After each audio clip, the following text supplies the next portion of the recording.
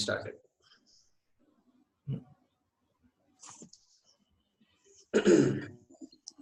Om Ishvaro Gururatmeti Murti Bheda Vibhagine Yomavad Vyapta Dehaya Dakshina Murtaye Namaha. So we are blessed to have with us Swami Shankaranandaji Saraswati ji, who is Acharya at Ashavidya Gurukulam in Anekatti, in Coimbatore, close to Coimbatore city.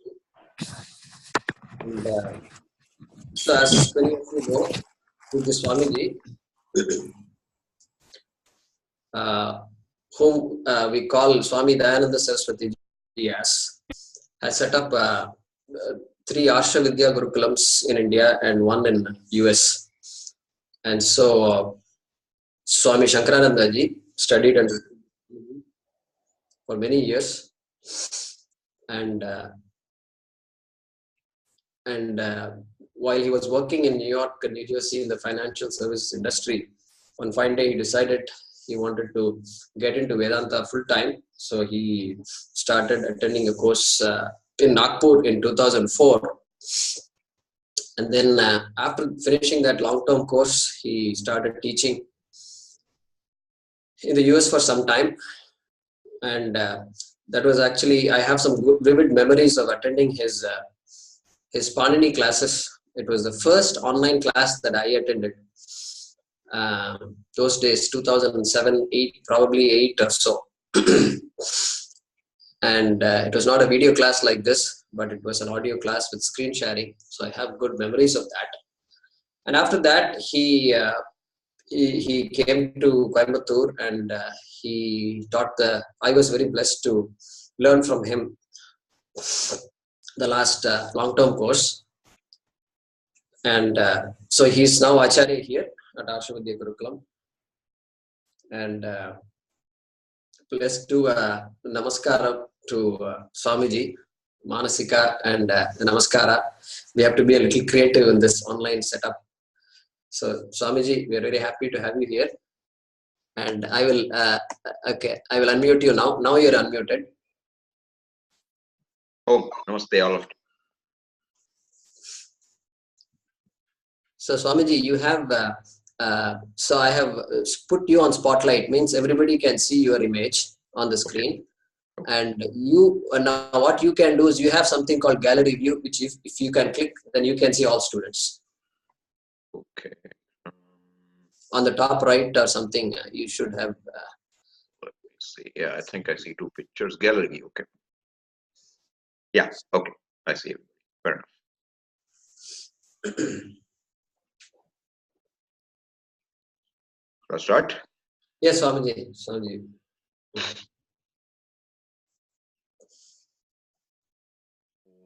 Guru Brahma, Guru Vishnu, Guru Devo Maheshwara, Guru Sakshat Param Brahma, Tasmai Shri Gurave Namaha. Very happy to be with all of you this morning and share some introduction to Vedanta with you. So I told Jay Kumar I haven't really thought about what I will say. So whatever comes will come based on Dakshinamurti's grace. So I thought I will talk to you about what is Vedanta, what is unique about Vedanta, why Vedanta, some idea about that.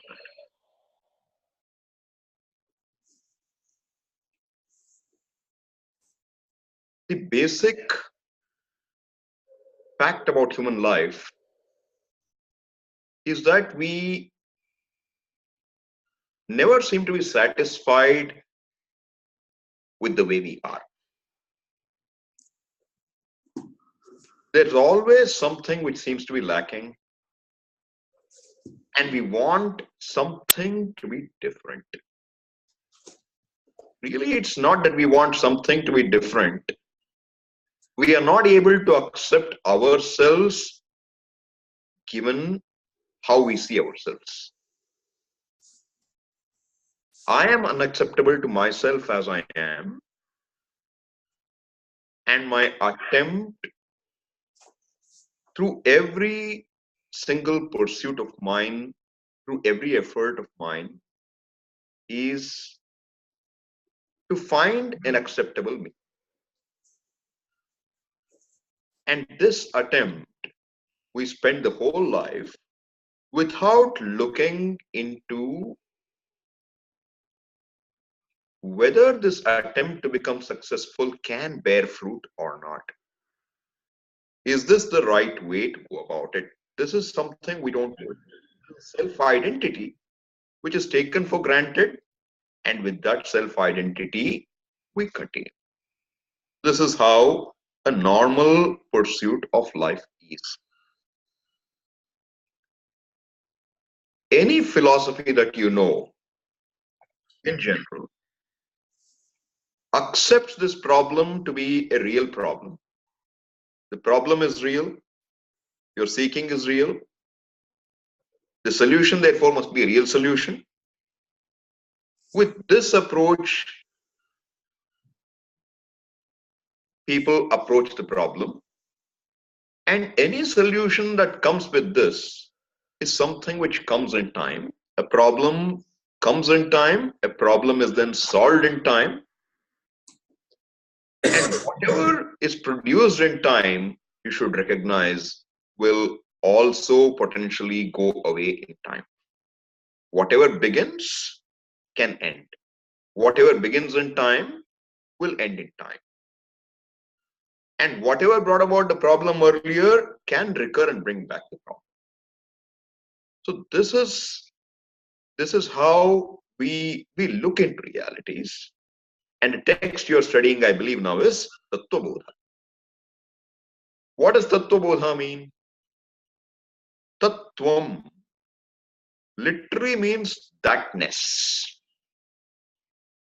Whatever thing, whatever makes a thing what it is, that is its itness, thatness. And that truth, the knowledge of the truth, Bodha means truth. Tattva means the tattva also can, Bodha means knowledge. Tattva means truth. Bodha means knowledge. What are you studying now? The knowledge of the truth. You're trying to study the knowledge of the truth. Now, question is, what is truth? To understand what is the knowledge of the truth, we have to understand what is truth. What do we normally understand as truth? I see something, I perceive something, therefore I say that is true. So if I see a pot, I see the pot is seen by me, therefore the pot is a truth. Suppose every object you perceive goes away. See, the truth, when I say pot is, it is true. When pot is not, it is not true. If the pot goes away, it is not true. It's not there. So what I perceive is the truth, and whatever I cannot perceive is not the truth. Now the question is, you, the perceiver, takes on the status of a perceiver when there is an object in front of you.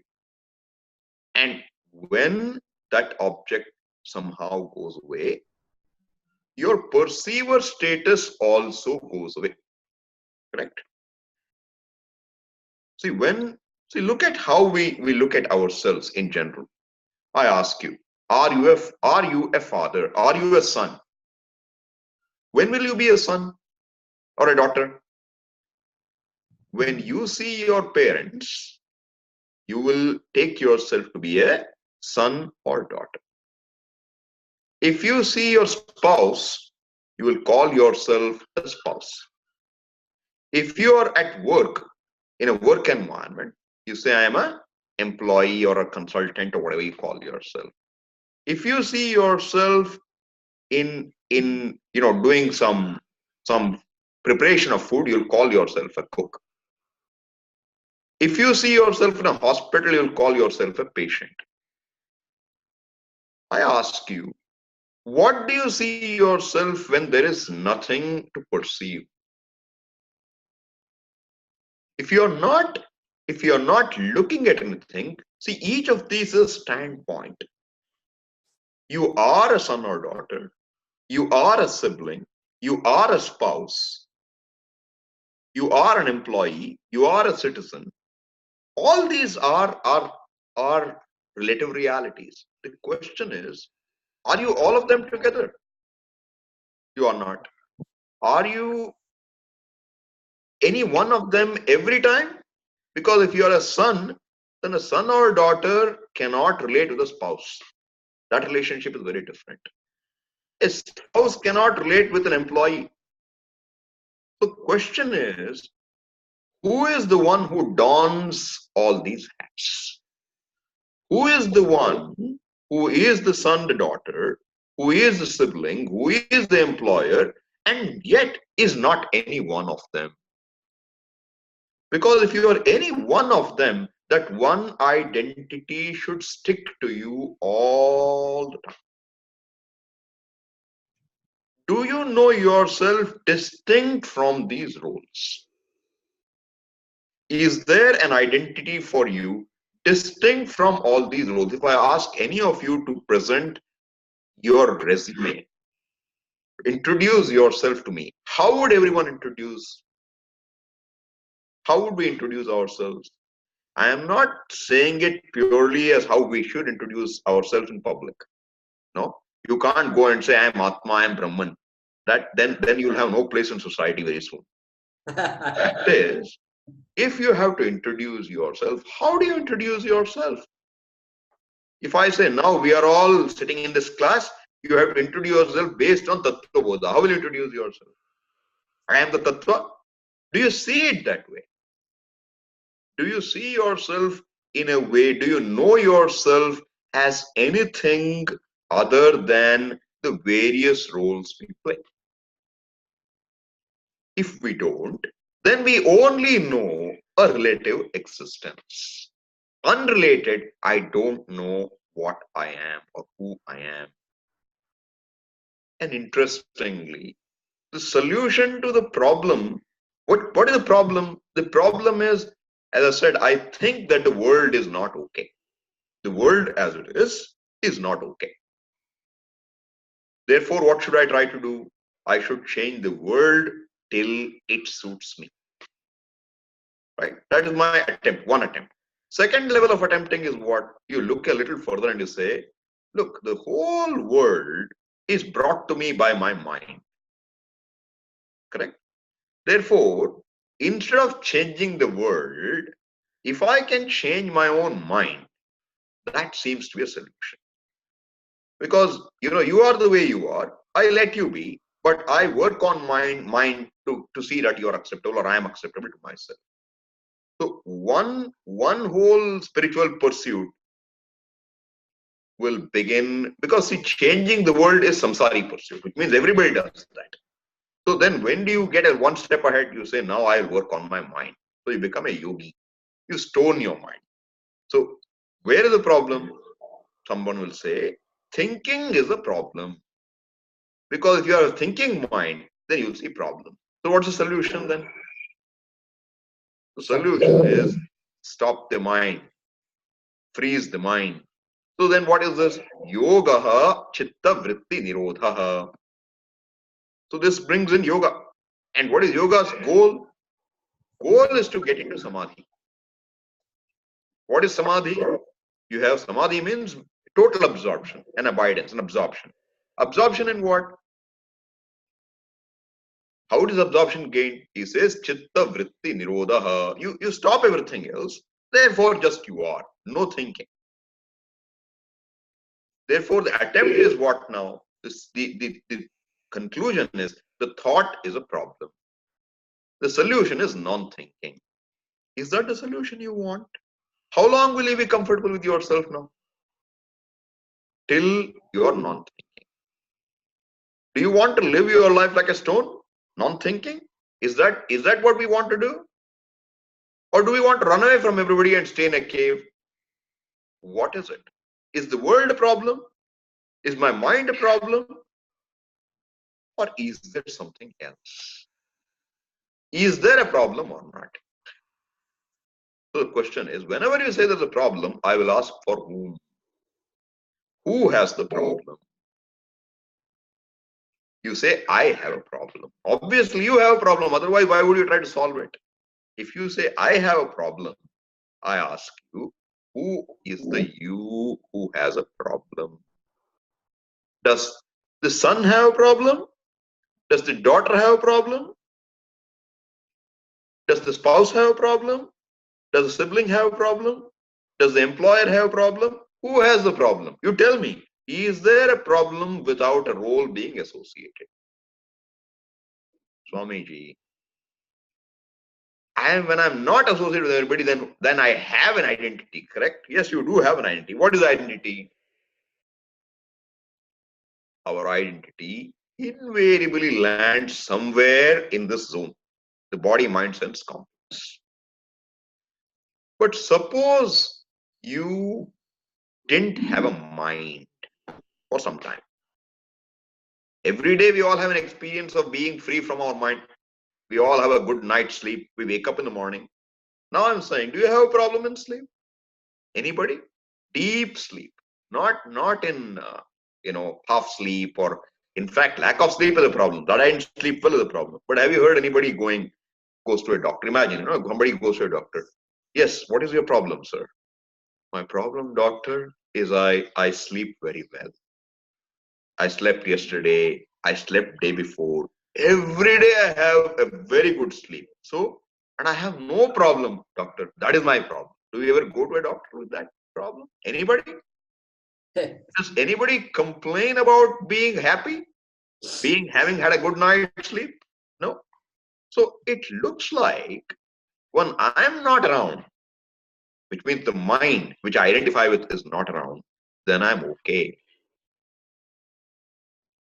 So you tell me, even when you're awake and you say, I am this person, this body, mind, sense complex, are you or are you not saying it with reference to your perception of something? If you cannot perceive your body, will you talk about you being the body? The second thing, we normally never say I am the body. No, nobody says that. What do we say? I am 5 feet 10 inches tall. I am obese. I am fashionably slim. I am overweight. I am sick. I am smart. I am diligent. I am silly. I am foolish. With everything you add one adjective, right? With I am you add one adjective. I'm asking, would that adjective be possible unless you have something in view? If you have nothing in view, can you conclude? Can you add anything to I am? Now, you are looking at a pot. If you're looking at a pot, do you conclude I am a pot? Or do you conclude I have a small neck and a big mouth? Why? The pot has a small neck and a big mouth. You don't say I have a small neck and a big mouth. You say I am what? I am the seer of a pot. I am the knower of a pot. You never say I am as good as a pot. You tell me what's the difference between this body and the pot? The body is also perceived. The body is also really clay. What is born? What is this body really made up of? Food. Food. And the food came from where? Earth. The earth. The earth is what? Where did pot come from? The same earth. Therefore, is there a big difference between this body and a pot? There seems to have some sentience. Fair enough. There is a difference. But I'm saying, essentially, what is the reality of the body? What is the weight of the body? It came from where? Where was the body born of? Mother eating food. So the question is, what is my perception of myself based on? Is it based really on myself, or is it based on what I perceive? If it's based on what I perceive, I should be concluding I am the pot, or I am as good as a pot. I am as good as a flower. I am as good as a wall. Do I look at myself that way? Mhm. If I don't, then the question is, what is this? What is this me? Who is this me? Do I really know, or have I just gone along with whatever my habitual thinking is, or habitual non-thinking? Mm. So the entire Vedanta pursuit is very different in terms of saying we do not go along with even accepting the problem. If you accept a problem, then you have to find a solution. Mm. If I say you have no problem, what will you say? You will say, I do have a problem. I will say, prove who has the problem. Mm. Who has the problem?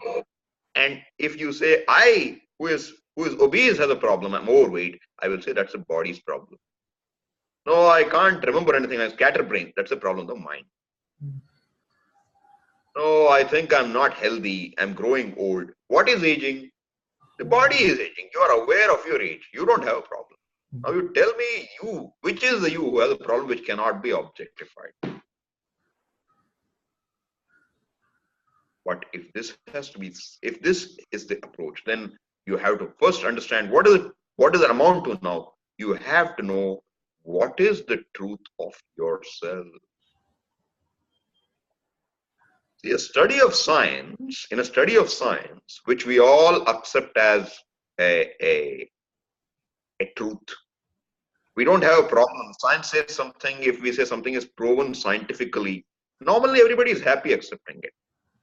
But if I say Veda says something, Gita says something, what do you will say? You will say that's a belief. Generally. I'm not saying all of you will do that, but I'm saying generally that's the way we look at it, correct? Do you give the same status to science and a book like Veda? Do you? How do you treat the book like Veda? Do you treat it as a book to be looked at and you will examine what it says is right or wrong? Or do you look at Veda as something else? How do we look at the Veda? How do you look at your eyes? Suppose I say, you know, the color I'm wearing right now, this dhoti, look how beautiful blue dhoti I'm wearing. I'm wearing a beautiful blue dhoti. Do you agree with me? No. Why not? It's a blue dhoti. Why do you not agree? It's like Ashutosh's shirt. It's blue in color. What will you say? Come on. I see it is not blue. Hey, why? Close your eyes. Okay? Please close your eyes and look at how beautiful my blue shirt is. Can you oblige me? Yeah. If you cannot oblige me, I ask you why. Mm.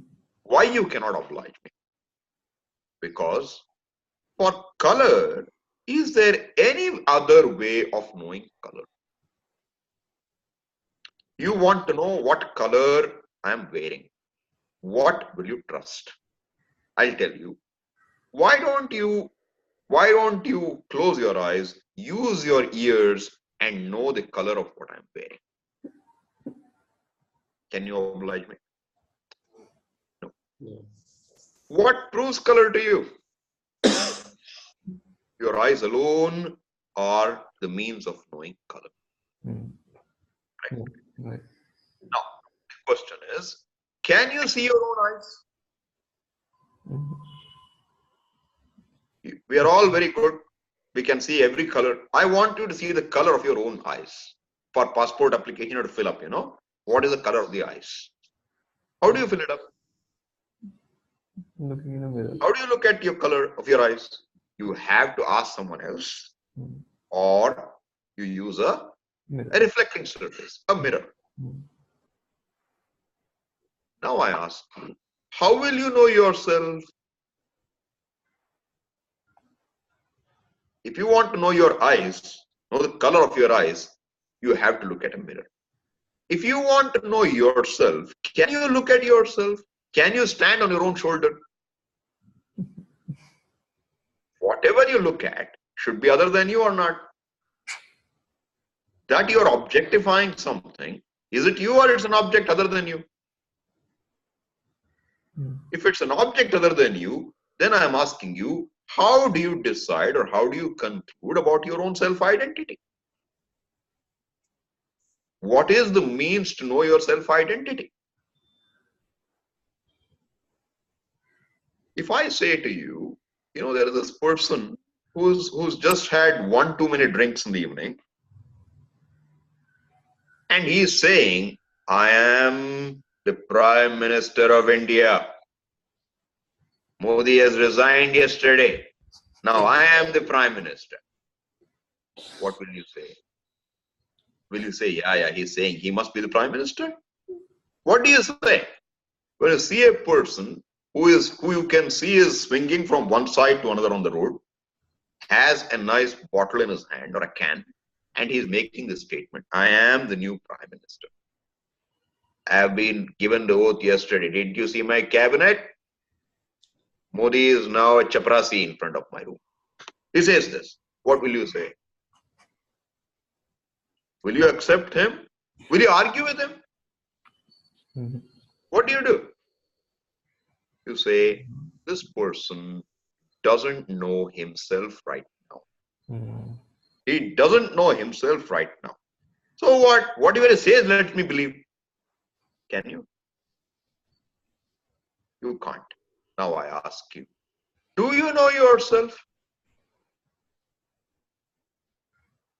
If you don't, how should I treat everything that you have to say? How should I treat? Should I treat it with respect? Or should I say, one who doesn't know who he is, you can't take anything he or she has to say for granted. And the fact is, do I know myself? If I do know myself, what should that self be? Should it not be something? What do you call I? What is the meaning of the word I? Let's look at it for a minute. What is the meaning of the word I? It should be something from which I am never away. Correct? If something can be away from me, if something I can be away from, that is not I. I wear my t-shirt, therefore t-shirt is not me. I wear my glasses, therefore the glasses is not me. Very clearly. Correct? So what is it that what is it that you are never away from? Everything that you objectify can be away from you or not. Do you objectify anything in your sleep? Sleep is a simple example, okay? Do you objectify anything in sleep? No. Are you there in sleep or not? Some people will say, I am in doubt, Swami. Somebody else went to sleep, I wake up. Is that true? Is that a possibility or not? It can be a possibility. If you're saying you don't know whether you had a good sleep. For you to claim I had a good sleep, should you or should you not have experienced the sleep? Can anyone make a comment if I ask you, please tell me, what did I eat for breakfast yesterday or today? Let's say I had an early breakfast and I'm asking you, what did I eat for breakfast? What do you have to say? I'm not asking you to guess. I'm telling you, please tell me what did I have for breakfast for sure. What will you say? I don't know. I can't answer the question because I don't know what you had for breakfast. I ask you, what did you have before you joined the class? Do you have a doubt? No. If you had a cup of tea, you will say, I had a cup of tea.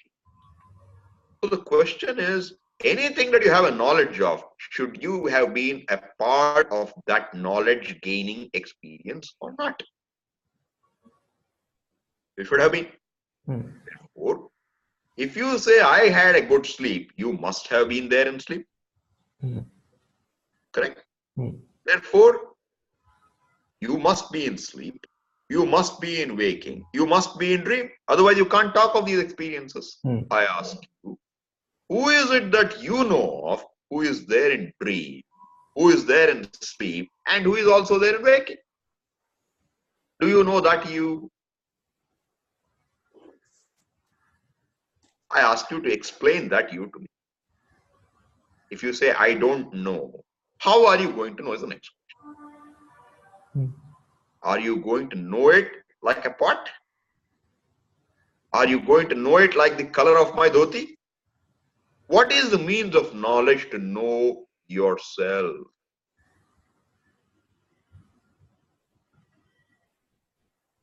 Everything else that you can know is an object of your knowledge. It is perceived by you. And whatever is perceived with a mind or not?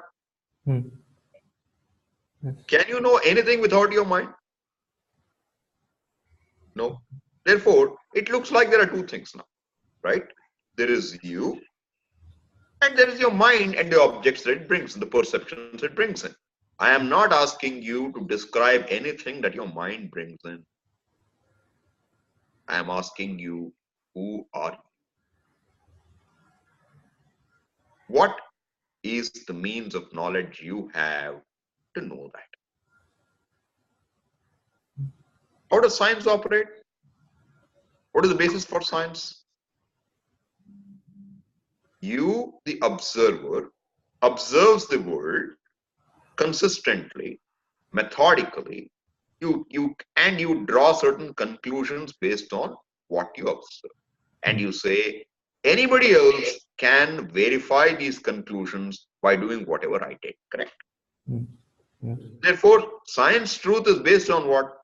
An observer, a sensible observer, not a drunk observer, who can perform an observation and then draw conclusions which others can also draw.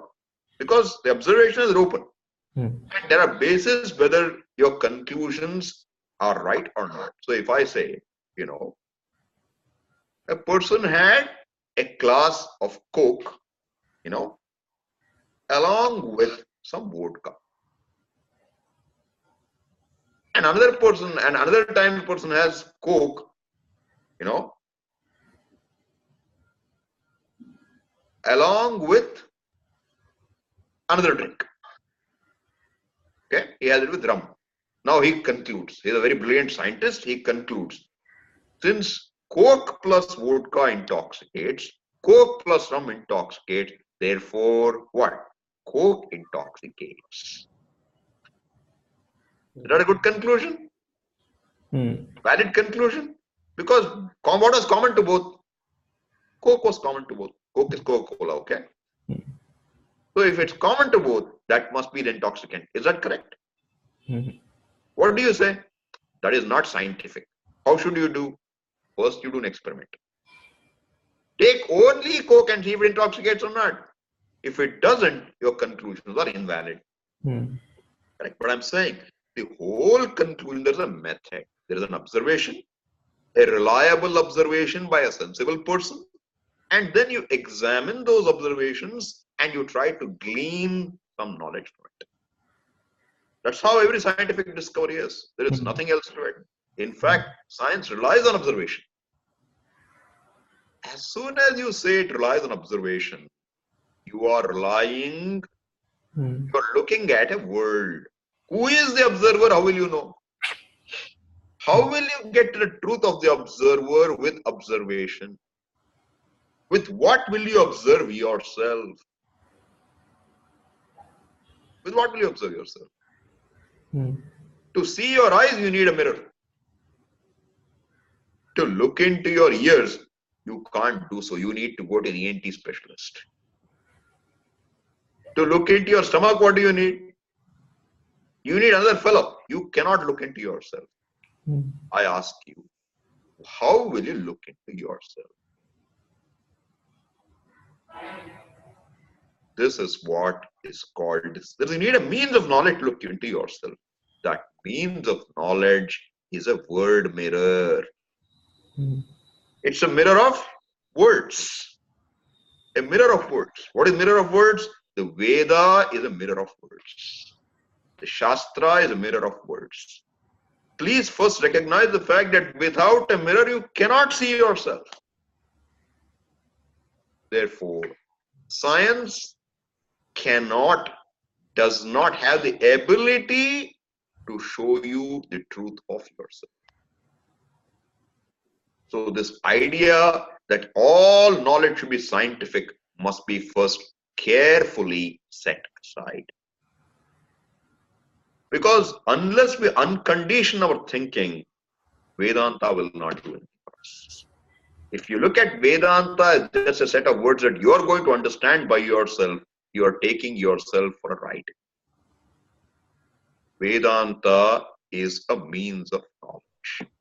Vedanto nama Upanishad pramanam.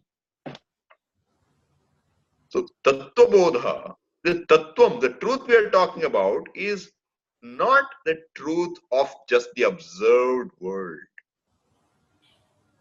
The truth of the observed world without taking into account the observer is invalid. I told you, I am the new Prime Minister. That is just taking the observed world into reality, into consideration. If you don't know the truth of the observer, the integrity of the observer, you cannot accept the observed. Therefore, any conclusion about an observation must be along with the consideration of the observer. Correct? Therefore, if the observer has to be understood, how are you going to know? You need another observer to observe the observer. Okay? I can bring in another observer. Now this observer's truth, how will you know? Second observer. You need a third observer. Third observer's truth, how will you know? Fourth observer. Fourth, how will you know? When will it end? It's an infinite regression. So that will not work. And what do we say? We say there is Shastra which is going to tell you about yourself. The whole Veda is a pramana. Whole Veda is a means of knowledge. What's the means of knowledge? Every means of knowledge is unique. The only way you see color is by your eyes. The only way you can hear a sound is with your ears. So would I be, an unreasonable person if I said there is no way to know color except through your eyes? Am I fanatic? Or am I being very reasonable? I'm being very reasonable. Because there is no other way to know color. Now I am telling you, there is no way to know yourself except using a word mirror. Am I a fanatic? Can there be another way that you will know yourself? If you can, please tell me how. You have what means of knowledge in your hand? Perception, inference, predominantly. You'll count 5, but predominantly, what are the means of knowledge at your hand available to you? Perception and inference. Will these two yield what you're looking for? Will it be able to conceive the truth of the perceiver? No. Then I'm asking you, if you don't use the word mirror, what is your means of knowledge? Now you understand the importance of understanding the fact that Vedanta, which is part of the Veda, is not a bunch of words. Not just a bunch of words. Look one step further. If I say sun, S-U-N, sun, what comes to your mind? The sun comes to your mind. Moon. What comes to your mind? Something comes to your mind? Pot. Ocean. Earth. Any word I use, does it or does it not bring the meaning of that word into your head?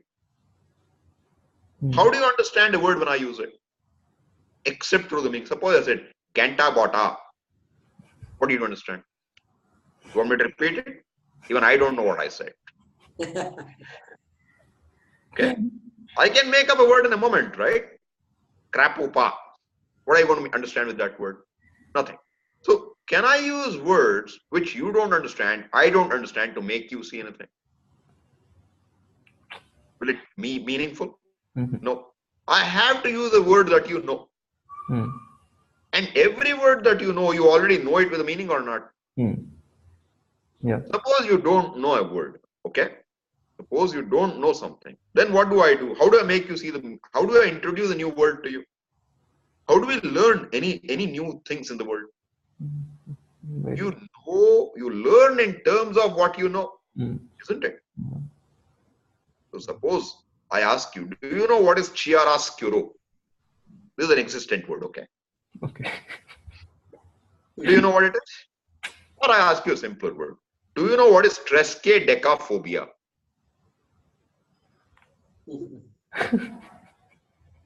Now, do you know what is phobia? Okay, you know what is phobia. I'm using a word known to you. Do you know what is decathlon? 10. Do you know what is treske? I don't know. It means 3, okay? 3 plus 10 is what? 13. 30. Treske is 13. Now can you understand what is triskaidekaphobia? You do. How did you learn about this new word? Did you learn something new, really?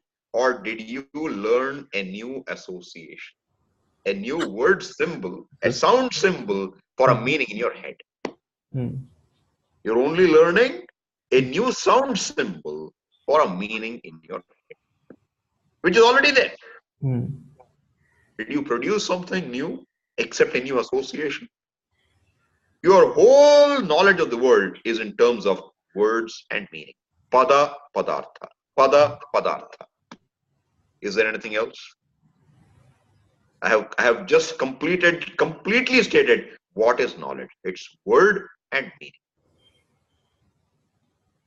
And word and meaning is only of something that you experience in some form. If you don't experience something, you understand. Suppose I say, heaven is very beautiful. Vaikuntha. If you go on Vaikuntha Ekadashi and go through the Vaikuntha Dwaram, then your seat is reserved in Vaikuntha.